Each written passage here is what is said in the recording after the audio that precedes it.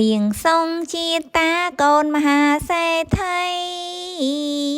ជាស្រីមានភ័ព្វក្នុងសាសនានាងបានរៀបចំសូមប្រាថ្នាពោបីប្រការពីម្ចាំងព្រៃពេលនោះបានប្រាឲ្យទាសា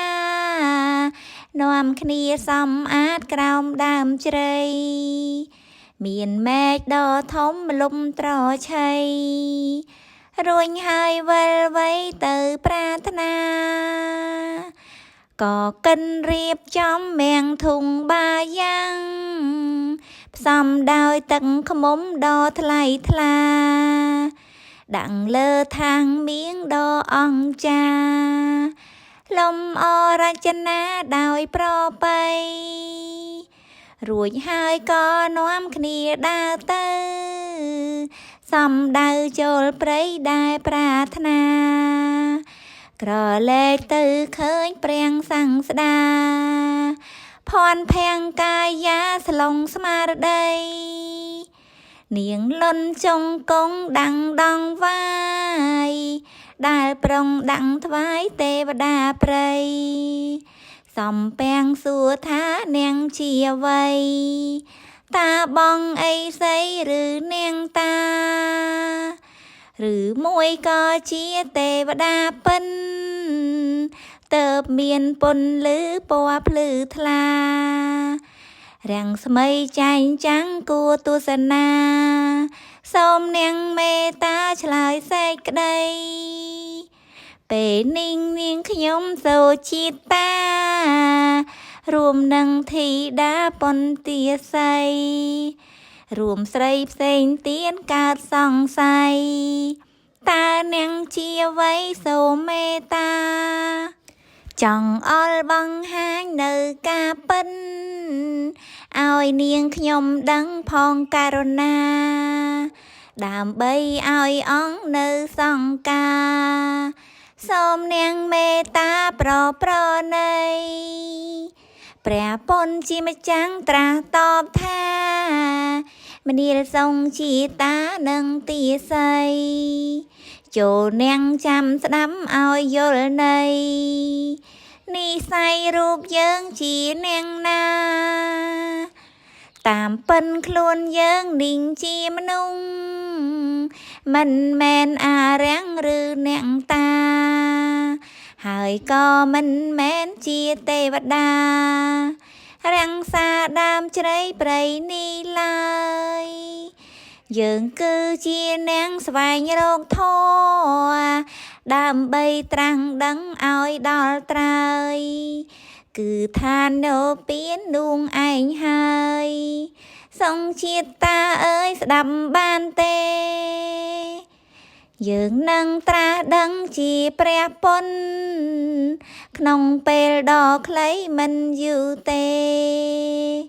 ដូច្នេះនាងមានការវៃដែរសូមឆ្លើយហោហែដោយវាចាកាលនោះនាងបានលន់ចុងកង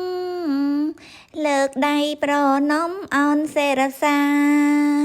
រួចលើកភាជមាដ៏ភ្លឺថ្លាថ្វាយព្រះករុណាដោយប្រពៃបពិតព្រះអង្គទ្រង់ជាម្ចាំងដែលយល់ធម៌ច្បាស់ក្នុងលោកាសង្ឃជាតិតាខ្ញុំបានប្រាថ្នាពោបីប្រការឥតងាករេទី1សូមបានជួមប្រសំគូប្រេងសំណំពីបំពេជាគូដោយធម៌ឥនវិវេរាំងសាក្តីស្នេហ៍លងតែខ្សែសូមបានស្វាមីភៀមស្មើគ្នាកុំមានវេរាកើតទុក្ខភ័យជាប្តីដោយធម៌ណាម្ចាំងថ្លៃរួមរួងលងថ្ងៃសូនសង្ខាទី2ប្រសិនបើមានកូនសូមបានកូនប្រមុនអង្គចា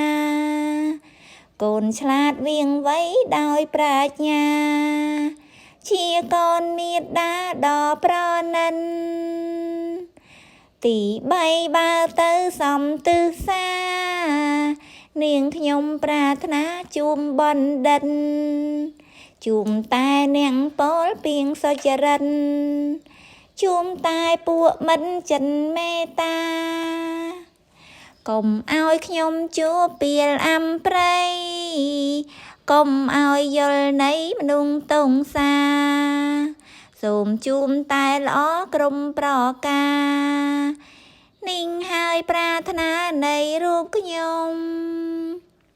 បបិនព្រះអង្គទ្រង់ជាម្ចាស់សូមទ្រង់ទទួលបាយទឹកខ្មុំមៀងធុងបាយ៉ាងដ៏ឧត្តមដែលនាងខ្ញុំផ្ចង់រៀបរចនា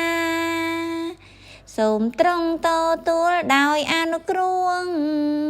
ត្រូវដោយភេកមាសដ៏ភ្លឺថ្លាតាមដោយទំនៀមខ្ញុំព្រះករុណាសូមទ្រង់មេត្តាប្រណីបំណងដែលនាងខ្ញុំប្រាថ្នាទាំង3ប្រការពោលថ្មីសូមបានសម្រេចដោយប្រពៃបងកុំចិនស្រីដោយជ្រះថ្លា